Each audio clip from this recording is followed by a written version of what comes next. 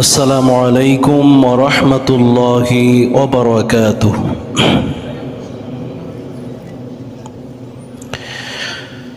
الحمد لله نحمده ونستعينه ونستغفره ونعوذ بالله من شرور أنفسنا ومن سيئات أعمالنا. من يهده الله فلا مضل له ومن يضلله فلا هادي له. ونشهد أن لا إله إلا الله وحده لا شريك له. ونشهد أن سيدنا وحبيبنا وطبيب قلوبنا محمدا صلى الله عليه وسلم الذي أرسله بالحق بشيرا ونذيرا وداعيا إلى الله بإذنه وسراجا منيرا. أما بعد فقد قال الله تعالى في كلامه المجيد والفرقان الحميد. أعوذ بالله من الشيطان الرجيم. بسم الله الرحمن الرحيم. واعبدوا الله ولا تشركوا به شيئا وبالوالدين إحسانا وبذي القربى واليتامى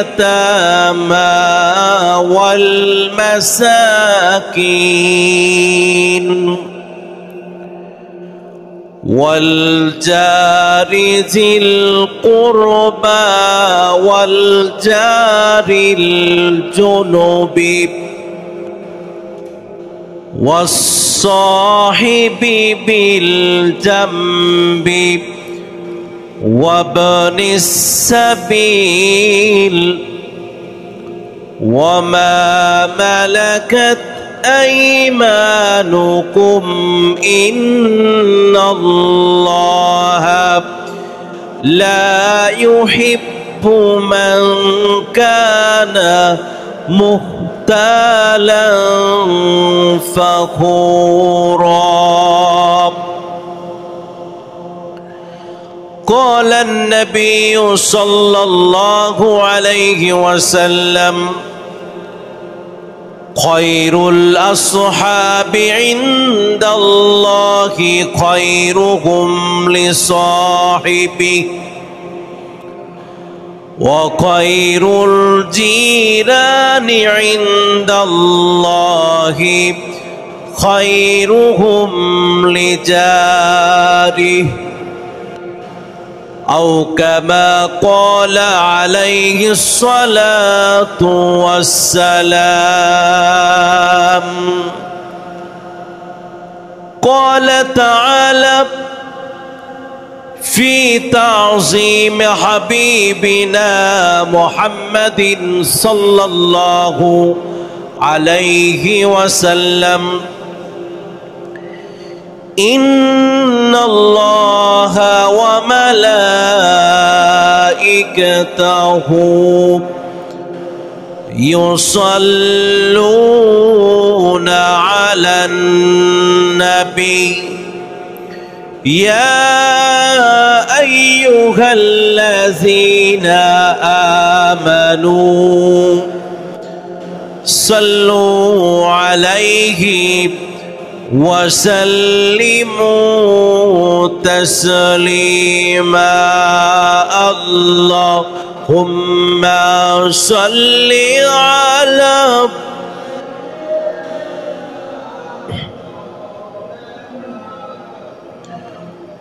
وعلى آل سيدنا مولانا محمد بلغ العلا بكماله كشف الدجى بجماله حسنت جميع خصاله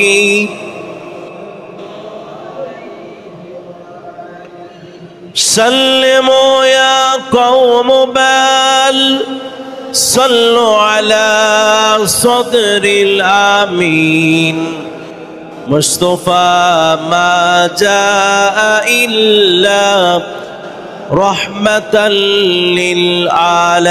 للعالمين সম্মানিত মুআজ্জাজ হাজিরিন মুসল্লিয়ান জাকিরিন হাজিরিন সামিঈন আমরা আল্লাহ দরবারে শুকরিয়া আদায় করি আল্লাহ পাক আমাদেরকে আজকে এই আলোচনায় হাজির করেছেন উপস্থিত করেছেন আল্লাহ রাব্বুল আলামিনের দরবারে শুকরিয়া আদায় সবাই করি আলহামদুলিল্লাহ সালাতু সালাম লাখ কোটি দুরুদ সালাম প্রেরণ করি শ্রেষ্ঠ নবী খাতামুল আম্বিয়া ইমামুল মুরসালিন শাফিউল মুজনাবিন রাহমাতুল লিল আলামিন মুহাম্মদ মুস্তাফা সাল্লাল্লাহু আলাইহি ওয়াসাল্লামের প্রতি। সম্মানিত হাজিরিন, সূরা নিসার ৩৬ নম্বর আয়াত তেলাওয়াত করেছি। এই আয়াতে কারিমায় আল্লাহর হক, মা বাবার হক, আত্মীয় স্বজনের হক, প্রতিবেশীদের হক নিয়ে আল্লাহ তাআলা এই আয়াতে কারিমা কোরআনুল কারীমের মধ্যে নাজিল করেছেন।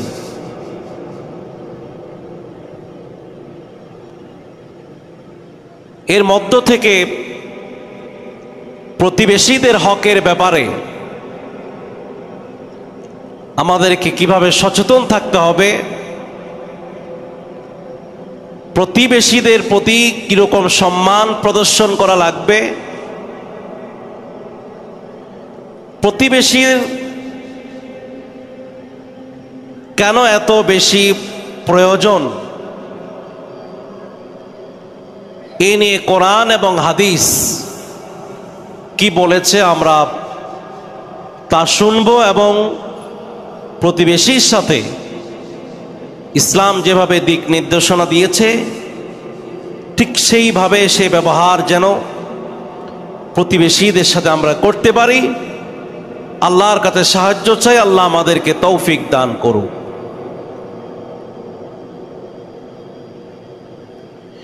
রাসূলুল্লাহ সাল্লাল্লাহু আলাইহি ওয়াসাল্লাম মক্কায়ে মুআজ্জামায় তার জন্ম, নবুয়ত পাওয়ার আগ পর্যন্ত সেই এলাকাবাসী রাসূলুল্লাহ সাল্লাল্লাহু আলাইহি ওয়াসাল্লামকে অত্যন্ত ভালোবাসতেন, অনেক বিশ্বাসও তাকে করতেন এবং তাকে অনেক সম্মান শ্রদ্ধাও করতেন। নবুয়ত প্রাপ্তির পরে ইসলামের কথা যখন মানুষের সামনে উপস্থাপন করছেন, সে সময় তার প্রতিবেশী সবাই তার সাথে দুর্ব্যবহার, দুশ্মনী, শত্রুতার অনেক চরম শিখরে, চরম পর্যায়ের শত্রুতা রাসূলের সাথে করেছেন।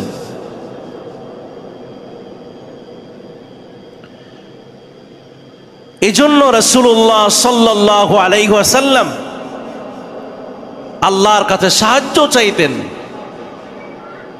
এবং প্রতিনিয়ত প্রতিবেশীর জন্য দোয়া করতেন, আল্লাহ পাক যেন সেই মন্দ প্রতিবেশীকে যেন ভালো প্রতিবেশীতে পরিণত করেন। সাহায্য চাইতেন কার কাছে? আল্লাহুম্মা ইন্নী আউযু বিকা মিন জারিস সুই ফি দারিল মাকাম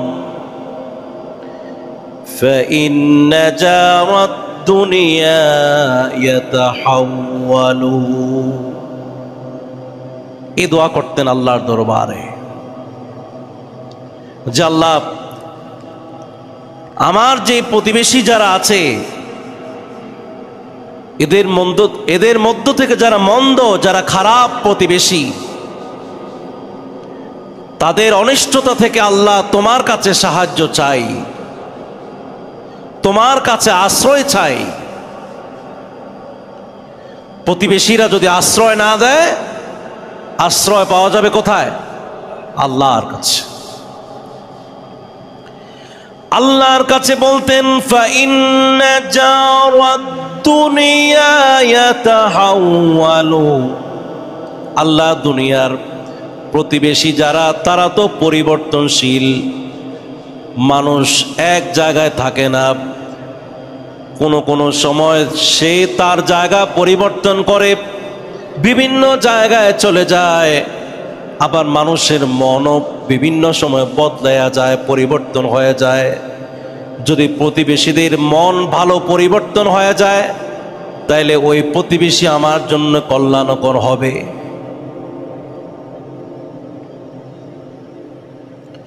সবচেয়ে সুখী কে বলতে পারেন কেউ? এই পৃথিবীর সুখী মানুষকে? রাসূলুল্লাহ সাল্লাল্লাহু আলাইহি ওয়াসাল্লাম সুখী মানুষের একটা পরিচয় দিয়েছেন। কিন্তু আমরা ছোট্টকালে যখন পড়াশোনা করতাম, তখন দেখতাম সুখী মানুষ নামে একটা গল্প ছিল। সুখী মানুষকে তো সেখানে ওই গল্পকার তুলে ধরেছেন, সুখী মানুষ হলো ওই বনের মধ্যে একটা কুড়ে ঘরের মধ্যে এক লোক থাকে, যার জামা কাপড় টাকা পয়সা কিছুই নাই, কারণ তার কোনো টেনশনও নাই। এই জন্য সবচেয়ে সুখী মানুষ সে। আমাদেরকে তা শেখানো হয়েছে না। রাসূল আমাদেরকে কি শেখাচ্ছে দেখেন। রাসূল বললেন মিন সাআদাতিল মারইল মুসলিমি আল মাসকানুল ওয়াসিউ ওয়াল জারুস সালিহু ওয়াল মারাকিবুল হানি। সুখী মানুষ হতে হলে তিনটা জিনিসের প্রয়োজন। একটা হলো বসবাস করার, থাকার একটা জায়গা, প্রশস্ত, মোটামুটি নিজেরা স্বাচ্ছন্দ্যে চলতে পারে এরকম একটা প্রশস্ত জায়গা, থাকার জায়গা। বিল্ডিং হতে হবে এমন না। রাসূলের বাড়ি কি বিল্ডিং ছিল? না। ওয়াল জারুস সালিহ, আরেকটা হলো তার প্রতিবেশীরা যদি ভালো হয়, তাহলে দুটা শর্ত পূরণ হলো। এক হলো থাকার জায়গা, আর হলো তার আশপাশের যে প্রতিবেশীরা তারা কেমন? ভালো। ওয়াল মারাকিবুল হানিউ, আর আরেকটা হলো তার বাহন। চলাফেরা করার জন্য, যোগাযোগ করার জন্য যদি একটা বাহন থাকে, তাইলে আল্লাহর হাবিব বলেছেন এই ব্যক্তি সুখী মানুষ। ভাইরা আমার, প্রতিবেশী যদি খারাপ হয়, শুধু তাদের যন্ত্রণাই আপনার জীবনটা তছনছ করে ফেলবে। এই জীবন সুখের জীবন হবে না। তাহলে প্রতিবেশী যেন ভালো হয়। প্রতিবেশী কিভাবে ভালো হবে? কোরআন এবং হাদিসের মধ্যে আমাদেরকে জানিয়ে দিয়েছেন, তুমি যেমন তোমার প্রতিবেশীও তেমন। তবে ইসলাম পরামর্শ দিয়েছে, প্রতিবেশীর সাথে যদি তুমি ভালো ব্যবহার করো, তাদেরকে যদি কষ্ট না দাও, তাহলে তোমার এই প্রতিবেশী তোমার জন্য কল্যাণকর হবে, একটি সুখী জীবন তুমি উপহার পাবে। কন্যা সুবহানাল্লাহ। রাসূলুল্লাহ সাল্লাল্লাহু আলাইহি ওয়াসাল্লাম মক্কায় মুআজ্জামায় প্রথমে ভালোই ছিলেন, প্রতিবেশীরা তাকে ভালোই জানতেন। কিন্তু যখন তাদের ধর্মীয় জিনিসে আঘাত হানল, অর্থনীতির উপরে যখন প্রভাব পড়ল, সামাজিকতায় যখন প্রভাব পড়ল, রাজনীতিতে যখন প্রভাব পড়ল, প্রতিবেশীরা না বুঝার কারণে রাসূলের সাথে তারা দুশ্মনী করেছে, দুর্ব্যবহার করেছে। মদিনায় মুনাওয়ারা যাবার পরে রাসূলুল্লাহর প্রতিবেশীরা তাদের কলিজাটা পর্যন্ত রাসূলের জন্য দিয়ে ফেলেছে। কন্যা সুবহানাল্লাহ। ভাইরা আমার, আমাদের জন্ম, আমাদের উঠা বসা, আমাদের বিয়ে শাদী, আমাদের জীবনের সমস্ত গুরুত্বপূর্ণ ঘটনা, এমনকি আমার মৃত্যু পর্যন্ত যাদের সামনে হয় তারা কারা? প্রতিবেশীরা। রাসূল বললেন, তোমার প্রতিবেশী কেমন সেটার আগে তুমি নিজেকে মানদণ্ড করো, তুমি কেমন।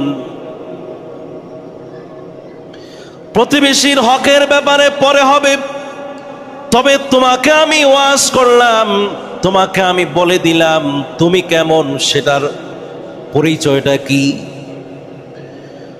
রাসূলুল্লাহ সাল্লাল্লাহু আলাইহি ওয়াসাল্লাম বললেন, ক্বালা রাজুলুন লিরাসূলিল্লাহি সাল্লাল্লাহু আলাইহি ওয়াসাল্লাম কাইফা লি আন আ'লামা ইযা আহসানতু ওয়া ইযা আসাতু। এক ব্যক্তি বললেন, ইয়া রাসূলুল্লাহ,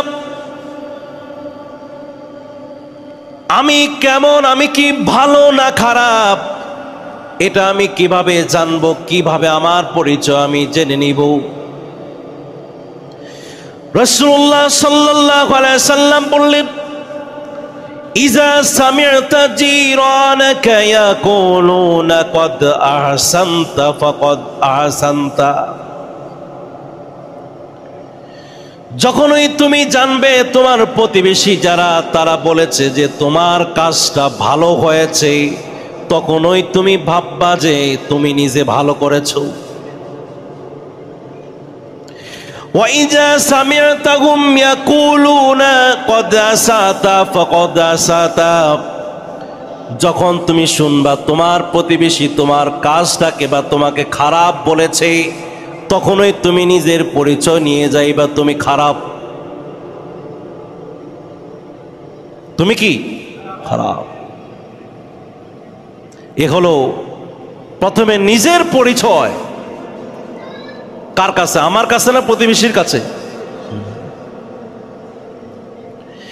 আমি কেমন, আপনার ছেলে বা মেয়েকে যদি বিবাহ দিতে চান, ওই দূর এলাকার মানুষ এসে খোঁজ নেয় কার কাছে? প্রতিবেশীর কাছেই চায়। তাহলে আমার পরিচয় আমার কাছে না, আমার পরিচয় হচ্ছে আমার আশপাশে লোকের কাছে। ঠিক এই পরিচয়টা কিয়ামতের ময়দানে হবে। এইভাবে প্রত্যেকের পরিচয় হবে কিয়ামতের ময়দানে। প্রতিবেশীর সামনে তাকে দাঁড় করানো হবে। প্রতিবেশী যদি বলে যে আমার হক এই লোক আদায় করেছে, আমার কর্তব্য, আমার প্রতি কতটুকু কর্তব্য ছিল তা সে পালন করেছে, প্রতিবেশী সাক্ষ্য দিবে যে এই লোকটা ভালো ছিল, আল্লাহ পাক তাকে জান্নাত নসিব করে দিবেন। সুবহানাল্লাহ। এজন্য প্রিয় ভাইরা আমার,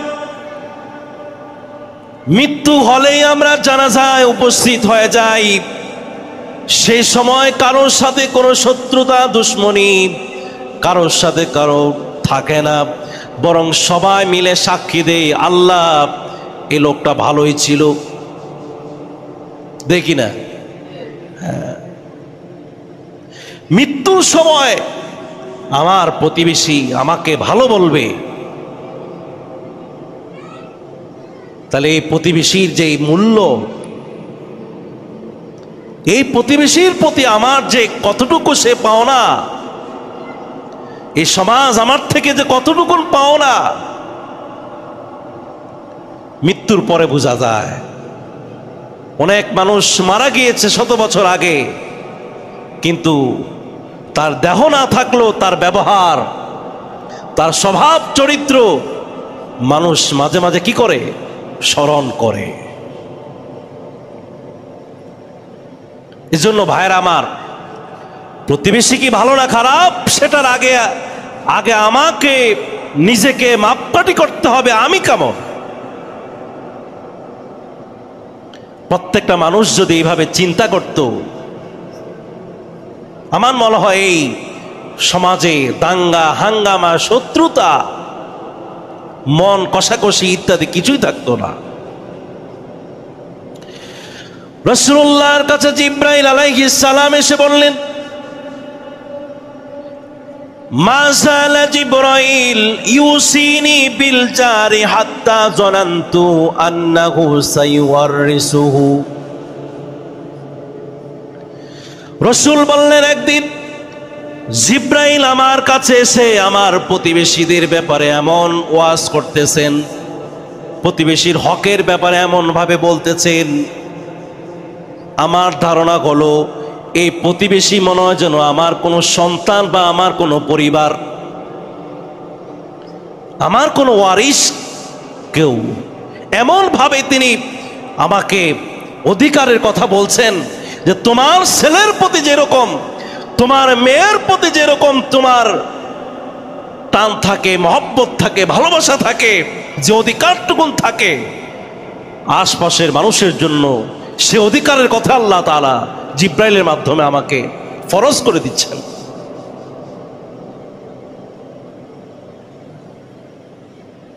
ভাইরা আমার, আপনি যদি ভালো হয়ে যান, প্রতিবেশী আপনাকে ভালোবাসবে, প্রতিবেশী আমাকে আপনাকে মাথায় তুলে উপস্থাপন করবে, শ্রদ্ধা করবে, সম্মান করবে। এজন্য সর্বপ্রথম নিজেকে যদি প্রতিবেশীর সামনে ভালোভাবে উপস্থাপন করতে যাই, তার যে হক রয়েছে এই হক আদায় আমাকে করতেই হবে। এক নাম্বার হক হলো, প্রতিবেশী যদি কোনো জাহান্নামী কাজ করে ফেলে, তাইলে তাকে জাহান্নাম থেকে বাঁচানোর জন্য জান প্রাণ দিয়ে হলো তার কাছে গিয়ে তাকে বলতে হবে এই জাহান্নামী কাজ তুমি করতে পারবে না। এ সম্পর্কে পরে বলা হবে, বিস্তারিত বলা হবে। সমাজে অনেক নাফরমানি হয় কি না? কথা কেন হয় না? প্রতিবেশীরা নাফরমানি করবে আর আপনি সেটা সহ্য করবেন, তা হবে না। ওয়ানজির আশিরাতাকাল আকরাবিন, আল্লাহ হাবিবকে হুকুম করলেন, ফরজ করে দিলেন, আগে তোমার প্রতিবেশীকে তুমি জাহান্নামের আগুন থেকে তুমি বাঁচাও। বাঁচাইতে গিয়ে রাসূল রক্তাক্ত হয়েছেন। এই জাহান্নামী মানুষদেরকে বাঁচানোর জন্য রাসূল দান্দান মুবারক শাহাদাত বরণ করেছেন, অপমান সহ্য করেছেন, ঘর ছাড়তে হয়েছে, বাড়ি ছাড়তে হয়েছে, এলাকা ছাড়তে হয়েছে, তারপরও ছেড়েছেন। কিন্তু তিনি জাহান্নামের কথা কখনো বাদ দেন নাই। সবার কাছে দাওয়াত দিয়েছেন জাহান্নামী কাজ করা যাবে না। ইয়া আইয়ুহাল্লাযীনা আমানু কু আনফুসাকুম ওয়া আহলিকুম নারা, এই আয়াতে কারিমা আমার জন্য আপনার জন্য ফরজ। নিজে বাঁচো, আহাল বর্গ প্রতিবেশীদেরকে বাঁচাও জাহান্নামের আগুন থেকে। তাহলে আমি আপনি সবাই বেঁচে যাব। অনেক বিস্তারিত কথা বললাম না। দ্বিতীয় যে হক রয়েছে এ ব্যাপারে আমি বলতে চাই, প্রতিবেশীদের সাথে উত্তম ব্যবহার করা। দেখেন, ভালো না উত্তম, ভালোকে ভালো না উত্তম আরো ভালো, উত্তম আরেকটু ভালো, সর্বোচ্চ ভালো ব্যবহার, সর্বোচ্চ ব্যবহার মানুষের সাথে, প্রতিবেশীর সাথে করতে হবে, এটা ফরজ। নামাজ পড়া যেরকম ফরজ, একজন মানুষের সাথে উত্তম ব্যবহার করা, ভালো ব্যবহার করা, ভালো ব্যবহার দেখানো, এটা ফরজ। সূরা নিসার মধ্যে আল্লাহ তাআলা বলেছে যে ওয়াল জারিজিল কুরবা ওয়াল জারিল জুনুবি ওয়াস সাহিবি বিল জামবি, কাছাকাছি যে প্রতিবেশী আছে। মুফাসসিরিনে কেরাম প্রতিবেশীর ব্যাপারে বলেছে যারা জুমার মসজিদে একত্রিত হয় এরাই আমাদের প্রতিবেশী। আল্লাহ তাআলা বলেছে যে তোমার কাছাকাছি প্রতিবেশী, দূরের প্রতিবেশী যেই হোক, মুসলিম অমুসলিম, আত্মীয় অনাত্মীয়, সবাই, গরিব ধনী, সবাই আমাদের কি কথা কয় না, সবাই আমার প্রতিবেশী, সবার প্রতি আমার দায়িত্ব রয়েছে।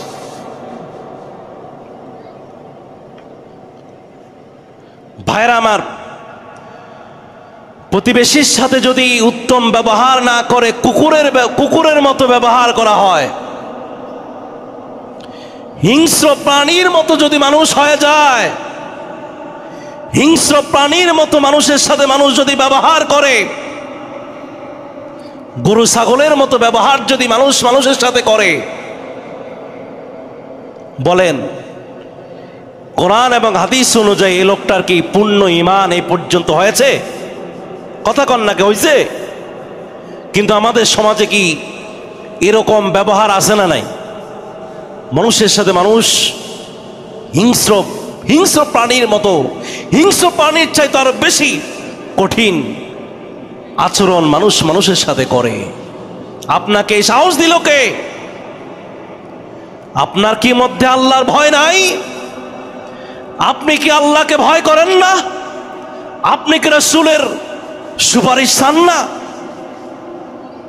যদি চেয়ে থাকেন তাহলে আমার ভিতরের যে হিংস্রতা, এটাকে দমায়া এই স্বভাবকে উত্তম স্বভাবে পরিণত করতে হবে। ভাই তার ভাইদের সাথে যেরকম ব্যবহার করে, একজনের ছায়া আরেকজন দেখতে পারে না, আছে কি নাই? চাচা ভাতিজার সাথে ঝগড়া, জমি জামা নিয়া, টাকা পয়সা নিয়া, ভাতিজায় চাচার সাথে করে বেয়াদবি, চাচায় ভাতিজার সাথে করে হিংস্র প্রাণীর মতো আচরণ। যদি এই ব্যবহারটুকু, শুধু এই ব্যবহারটুকু নয়, চাচায় ভাতিজারে কতল করে, ভাতিজায় চাচারে কি করে,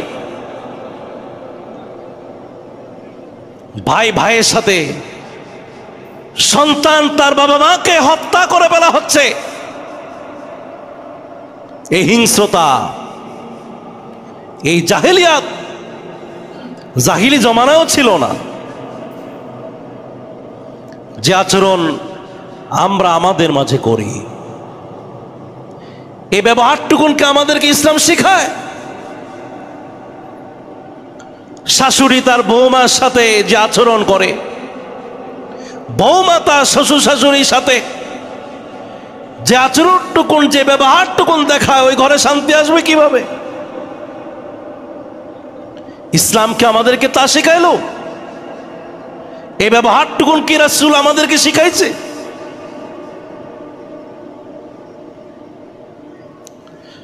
মানুষ মানুষের ক্ষতি করতে কোনো ধরনের দ্বিধাবোধ করে না। শুধু নিজের সম্মান, নিজেকে উপস্থাপন করার জন্য বাকি সব সে করতে রাজি। দলীয় কোন্দল,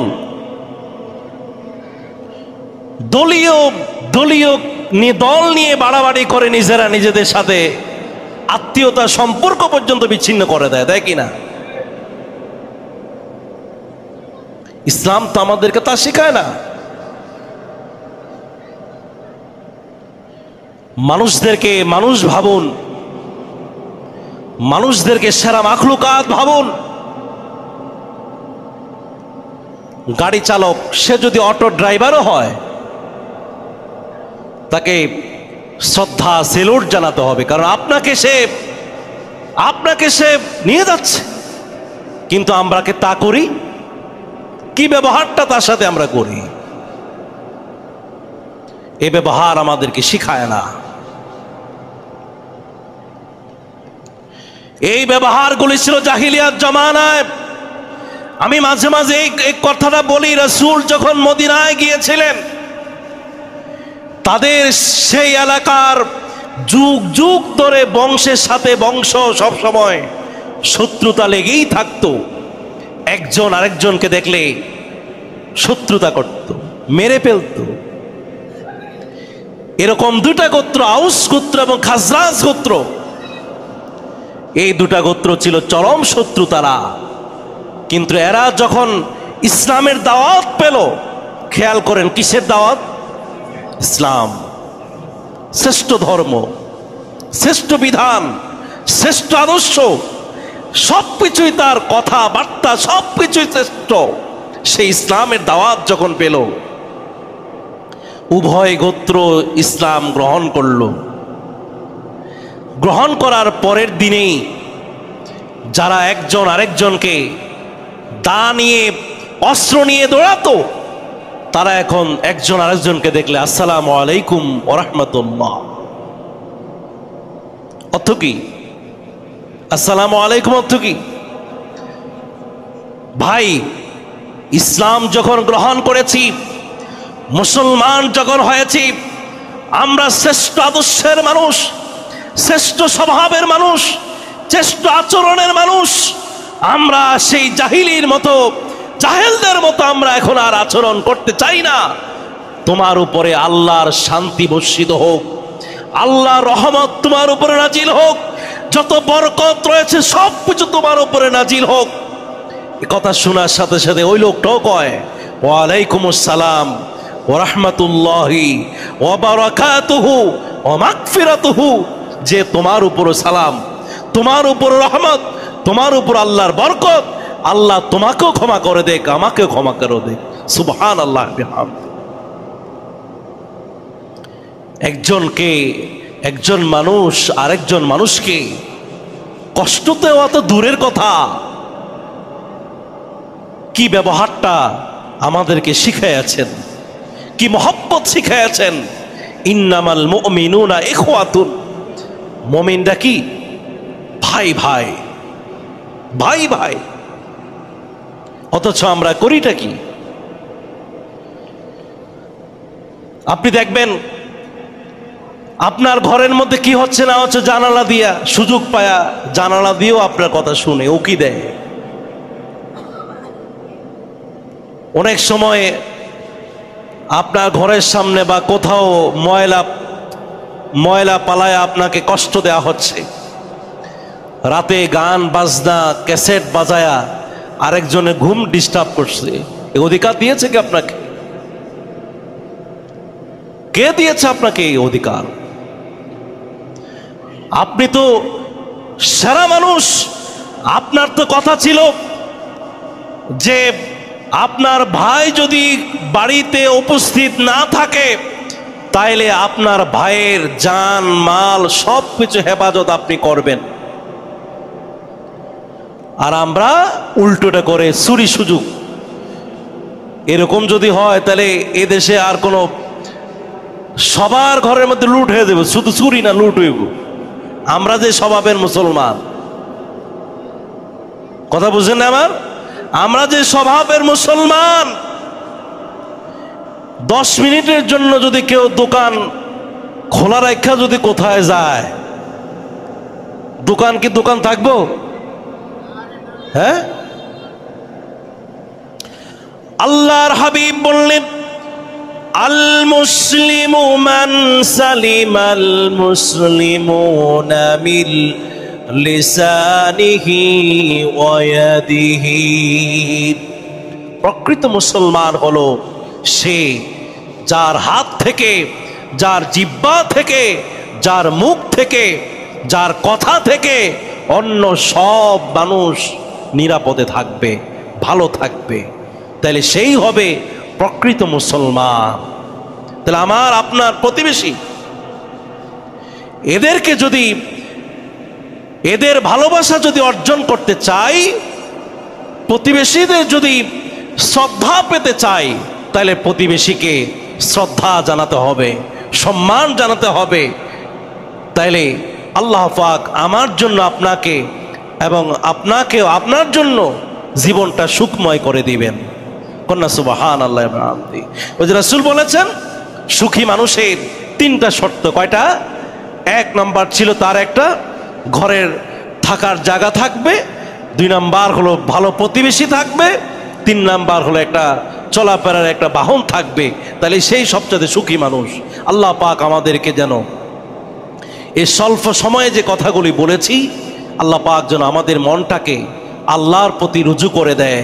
আমাদের প্রতিবেশীদেরকে যেন নিয়ে এই পৃথিবীতে যেভাবে বসবাস করেছি, আখিরাতের ময়দানে জান্নাতের মধ্যে যেন আমরা এইভাবে প্রতিবেশীভাবে উঠতে পারি। আল্লাহ যেন আমাদেরকে তৌফিক দান করে।